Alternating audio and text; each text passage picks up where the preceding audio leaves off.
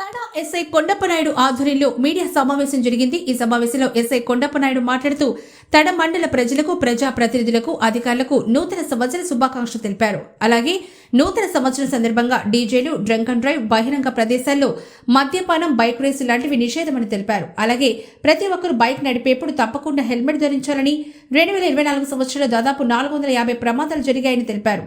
హెల్మెట్ల మీద మే special drives నిర్వహించడం జరుగుతుందని తెలిపారు. అందరూ సంతోషంగా ఉండాలనే లక్ష్యంతో ఉన్నామని తెలిపారు.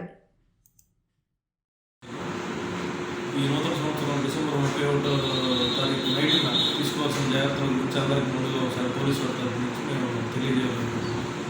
దీనిలో భాగంగా డిసెంబర్ 31st నైట్ ఎవరు కూడా రోడ్ల మీద, హైవేల మీద కేకులు కట్ చేసి చుట్టుపక్కల రోడ్డుకి ఇబ్బంది కలిగించుకోండి. అట్లాగే మీ బైకులు వేగంగా అజాగ్రత్తగా నడిపి మీరు గాయాల పోయి ఇతర ప్రజలకు కూడా ఇబ్బందులు కలిగించండి. మూడోది, హైవేల మీద కేక్ కట్ చేయడాలు, డీజేలు పెట్టడాలు, మైకులు ఎక్కువ వాయిస్తో పెట్టడాలు, ఎక్కువ నాయిస్ వచ్చేటట్టు పెట్టడాలు, ఇవన్నీ చేయకూడదు. రోడ్ల మీద తాగడం కానీ, తాగి పడినడం కానీ ఏదైనా చేస్తే మాత్రం తడలో 5-6 చోట్ల చెక్ పోస్టులు పెట్టుకున్నాం. కాళహస్తి రోడ్లో, 0 పాయింట్ దగ్గర, ఓల్డింగ్ కోట దగ్గర, పోలీస్ స్టేషన్ దగ్గర ఎక్కడైనా తాగి బండి నడిపినట్టు దొరికితే మాత్రం వాళ్ళు సీజ్ చేస్తాం. తర్వాత కేసులు పెట్టడం జరుగుతుంది. కాబట్టి ఈ నూతన సంవత్సరాన్ని మీ కుటుంబంతో ఇంట్లో ఉండి జాగ్రత్తగా జరుపుకోవాలని మనస్ఫూర్తిగా జరుపుకుంటున్నాం. అంతే తప్ప రోడ్ల మీద వచ్చి మీరు ఇబ్బంది పడి మిగతా జనాలను ఇబ్బంది పెట్టవద్దని పోలీసుల నుంచి మీకు అభ్యర్థన. అట్లాగే ఈ ఈ బైకులు డ్రైవ్ చేసే వాళ్ళందరూ కూడా తప్పనిసరిగా హెల్మెట్లు ధరించండి.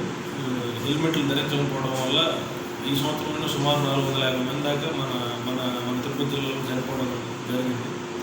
కాబట్టి అందరూ తప్పనిసరిగా హెల్మెట్లు ధరించే బండి నడపాలని తెలియజేస్తున్నాం. అట్లాగే సీసీ కెమెరాలు ఇన్స్టాలేషన్లో కూడా తడమండల ప్రజలందరూ కోఆపరేట్ చేయాలని, ఎవరి షాపుల ముందు వాళ్ళు సీసీ కెమెరాలు పెట్టుకుంటే అది మీకు, మీ దగ్గరికి వచ్చే కస్టమర్స్కి అందరికీ మంచిది. కాబట్టి దాన్ని కూడా తప్పకుండా పాటించాలని కోరుకుంటున్నాం. ముఖ్యంగా నూతన సంవత్సరం మాత్రం ఎలాంటి అవాంఛనీయ సంఘటనలు జరగకుండా పోలీసులు సహకరించాలని అందరినీ అభ్యర్థిస్తున్నాం.